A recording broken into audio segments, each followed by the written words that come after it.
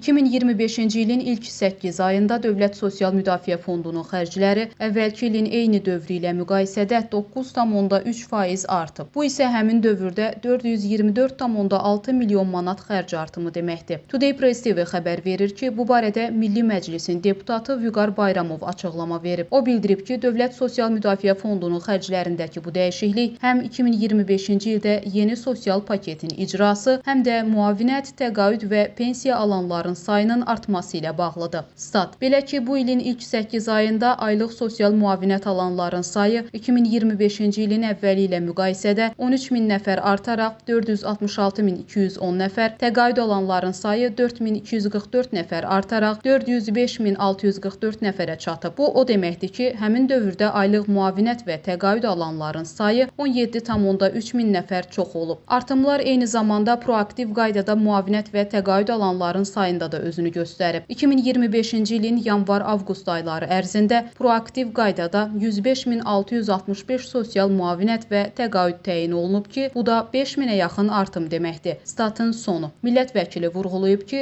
pensiyaçıların sayında da artımlar qeydə alınıb. 2025-ci il iyulun 1-dəki vəziyyətə əsasən pensiyaçıların sayı əvvəlki ilin müvafiq dövrü ilə müqayisədə 2,3 min nəfər artaraq 1103,3 minə çatıb. Sosial dəstəklərdən faydalanan vətəndaşlarımızın sayındakı artımlar da Dövlət Sosial Müdafiə Fondunun xərclərinə təsir göstərib. Stat: 2025-ci ildə Dövlət Sosial Müdafiə Fondunun xərclərinin artımı öncədən proqnozlaşdırılırdı və təsdiq olunmuş büdcədə də öz əksini tapmışdı. Belə ki, 2024-cü ildə fondun təsdiq edilmiş xərcləri 6 milyard 949 milyon manat təşkil edirdisə, 2025-ci il üçün bu rəqəm 7 milyard 676 milyon manata yüksəldilib. Yəni, bu il fondun xərclərinin təxminən 10% artması gözlənilir. Növbəti dövrdə sosial müdafiə tədbirlərinin miqyasının daha da genişləndirilməsi fondun xərclərinə əlavə təsir göstərəcək. Çünki fondun əsas fəaliyyət istiqamətləri pensiya, müavinət, təqaüd, ünvanlı sosial yardım və sığorta ilə bağlıdır. Bu sahələrdəki artımlar fondun xərclərinin də yüksəlməsi deməkdir. Statın sonu. Vüqar Bayramovun sözlərinə görə artımlar eyni zamanda fondun proqnozlaşdırılan gəlirlərində də var. 2025-ci ildə Dövlət Sosial Müdafiə Fondunun gəlirlərinin 7 milyard 617 milyon manat olacağı gözlənilir. Eyni zamanda il ərzində məcburi dövlət sosial sığorta haqları üzrə 5 milyard 997 milyon manat yığım gözlənilir. Gəlirlərdəki artım fiskal dayanıqlılıq baxımından vacib amillərdəndir. Aysel Mətləb, Jalə Rövşən, Today Press TV.